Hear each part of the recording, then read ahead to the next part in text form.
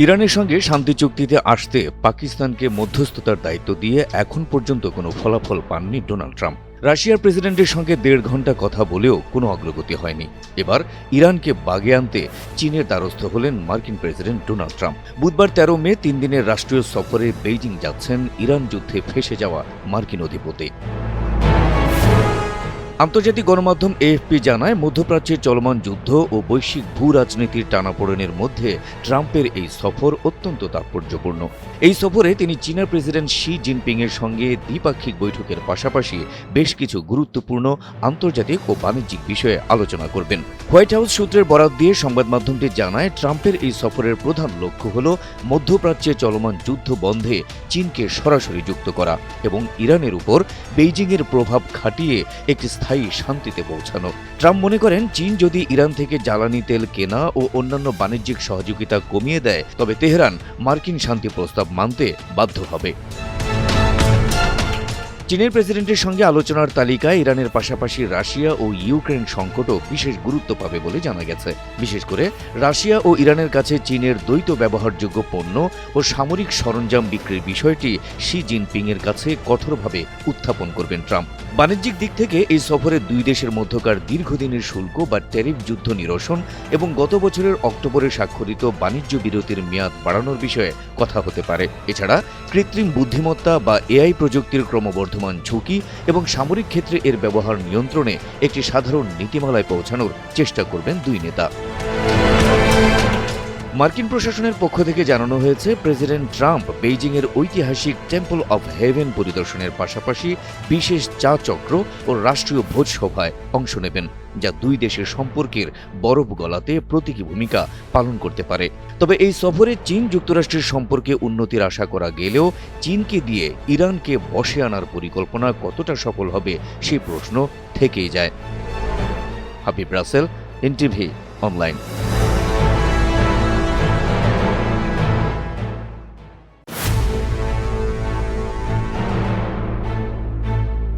ক্ষমতায় এসেই বাংলাদেশ সীমান্ত ইস্যুতে বড় পদক্ষেপ নিল পশ্চিমবঙ্গের নতুন বিজেপি সরকার। সীমান্তে কাঁটাতারের বেড়া নির্মাণের জন্য আগামী ৪৫ দিনের মধ্যে প্রয়োজনীয় জমি বিএসএফকে বুঝিয়ে দেওয়ার ঘোষণা দিয়েছেন নবনির্বাচিত মুখ্যমন্ত্রী শুভেন্দু অধিকারী। দীর্ঘদিন ধরে রাজনৈতিক টানাপোড়েনের কেন্দ্রবিন্দুতে থাকা এই সিদ্ধান্তকে নতুন সরকারের প্রথম বড় বার্তা হিসেবেই দেখা হচ্ছে। ১১ই মে হাওড়ার নবান্নে অনুষ্ঠিত হয় পশ্চিমবঙ্গ সরকারের নতুন মন্ত্রিসভার প্রথম বৈঠক শেষে মুখ্যমন্ত্রী জানান, সীমান্তে কাঁটাতারের বেড়া নির্মাণে আর কোনো জটিলতা রাখা হবে না। প্রয়োজনীয় জমি ৪৫ দিনের মধ্যে ভারতীয় সীমান্তরক্ষী বাহিনী বিএসএফ এর হাতে তুলে দিতে মুখ্য সচিব এবং ভূমি ও রাজস্ব সচিবকে দায়িত্ব দেওয়া হয়েছে।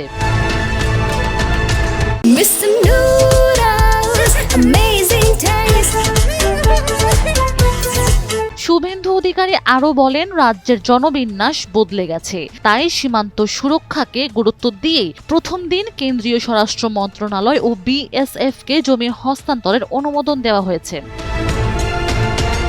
বাংলাদেশ সীমান্তের বেশ কয়েকটি এলাকায় এখনও কাঁটাতারের বেড়া নির্মাণ সম্পন্ন হয়নি। বিষয়টি নিয়ে দীর্ঘদিন ধরে পশ্চিমবঙ্গের রাজনীতিতে বিতর্ক চলছিল। বিজেপি বরাবরই অভিযোগ করে আসছিল, তৎকালীন তৃণমূল সরকার বিএসএফকে প্রয়োজনীয় জমি দিতে গড়িমসি করছে। এর আগে চলতি বছরের জানুয়ারিতে কলকাতা হাইকোর্ট মমতা বন্দ্যোপাধ্যায়ের সরকারকে সীমান্তবর্তী ৯টি জেলায় বেড়া নির্মাণের জন্য বিএসএফকে জমি হস্তান্তরের নির্দেশ দেন। আদালত ৩১ মার্চ পর্যন্ত সেই সময়সীমাও বেঁধে দিয়েছিলেন। উল্লেখ্য, দীর্ঘদিনে তৃণমূল কংগ্রেস সরকারকে হটিয়ে এবার পশ্চিমবঙ্গে ক্ষমতা এসেছে ভারতীয় জনতা পার্টি। মুখ্যমন্ত্রী হয়েছে এক সময়ের তৃণমূল নেতা ও মমতা বন্দ্যোপাধ্যায়ের ঘনিষ্ঠ সহযোগী শুভেন্দু অধিকারী। এদিকে নতুন সরকারের প্রথম বৈঠক ঘিরে রোববার থেকে নবান্ন এলাকায় জোরদার করা হয় নিরাপত্তা ব্যবস্থা।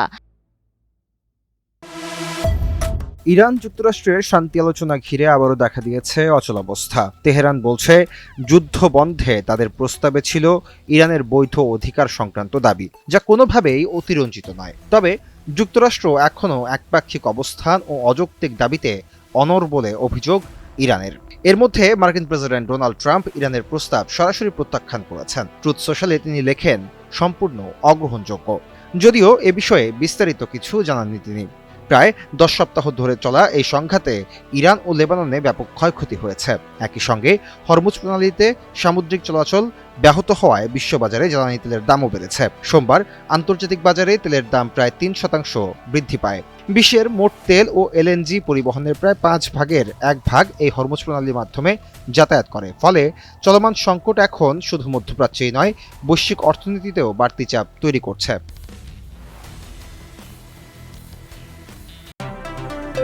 কেনিয়ার মোসাম্বা কাউন্টির মিকিন্দানি উপকূলে গড়ে উঠেছে একটি অনন্য ম্যানগ্রোভ পুনরুদ্ধার উদ্যোগ। একসময় বন উজাড় করে কয়লা উৎপাদনের কারণে ক্ষতিগ্রস্ত এই অঞ্চল এখন ধীরে ধীরে ফিরে পাচ্ছে তার সবুজ প্রাণ। স্থানীয় কমিউনিটির নেতৃত্বে চলছে ম্যানগ্রোভ সংরক্ষণ ও পুনরুদ্ধার কার্যক্রম। শুধু গাছ লাগানোই নয়, এখানে যুক্ত হয়েছে সচেতনতা কার্যক্রম, ইকোট্যুরিজম এবং বিকল্প জীবিকা তৈরির উদ্যোগ। জেলে শিক্ষার্থী ও স্থানীয় বাসিন্দাদের বোঝানো হচ্ছে ম্যানগ্রোভ শুধু গাছ নয়, এটি উপকূল রক্ষা করে, সামুদ্রিক জীববৈচিত্র্য বাঁচায় এবং প্রাকৃতিক দুর্যোগে ঢাল হিসেবে কাজ করে। এই উদ্যোগে কমেছে অবৈধ গাছ কাটার প্রবণতা, বাড়ছে স্থানীয়দের অংশগ্রহণ। পাশাপাশি পুনরুদ্ধারকৃত এলাকা এখন পর্যটক ও গবেষকদেরও আকর্ষণ করছে, যা থেকে তৈরি হচ্ছে নতুন আয়ের উৎস। পরিবেশ বিশেষজ্ঞরা বলছেন, এই ধরনের কমিউনিটি ও আন্তর্জাতিক অংশীদারত্ব টেকসই উন্নয়ন এবং জলবায়ু সহনশীল ভবিষ্যতের জন্য অত্যন্ত গুরুত্বপূর্ণ। বিশ্বের অন্যতম গুরুত্বপূর্ণ নৌপথ হরমুজ প্রণালী। সম্প্রতি এই নৌপথেই পারস্য উপসাগরে ডলফিন মোতায়েন করেছে ইরান। এই ডলফিন মূলত ছোট আকারের সাবমেরিন। ওজনে হালকা ও দীর্ঘ সময় পানির নিচে লুকিয়ে থাকতে পারার সক্ষমতার কারণে ইরানের নৌসেনারা এগুলোকে ডাকেন পারস্য উপসাগরের ডলফিন নামে। ইরানের নৌবাহিনীর কমান্ডার রিয়ার অ্যাডমিরাল শাহরাম ইরানি জানিয়েছেন, দেশীয় প্রযুক্তিতে তৈরি এই হালকা সাবমেরিনগুলো এখন হরমুজ প্রণালীর সমুদ্রতলে বিশেষভাবে মোতায়েন করা হয়েছে। তার ভাষায়, বিদ্যমান হুমকি, সামরিক প্রয়োজন এবং প্রতিরক্ষা কৌশলের অংশ হিসেবেই এই পদক্ষেপ নেওয়া হয়েছে। ইরানি নৌবাহিনীর দাবি, ছোট আকারের হলেও এই সাবমেরিনগুলোর সক্ষমতায় যথেষ্ট ভয়ঙ্কর। এগুলো দীর্ঘ সময় পানির নিচে সমুদ্রতলে লুকিয়ে থাকতে পারে, শত্রু জাহাজের গতিবিধি নজরদারি করতে পারে এবং প্রয়োজন হলে আঘাত হানতেও সক্ষম। ইরানের নৌবাহিনী বলছে, সমুদ্রের অদৃশ্য গভীরেই ডলফিনগুলো চালিয়ে যাচ্ছে নজরদারি ও প্রতিরক্ষা কার্যক্রম।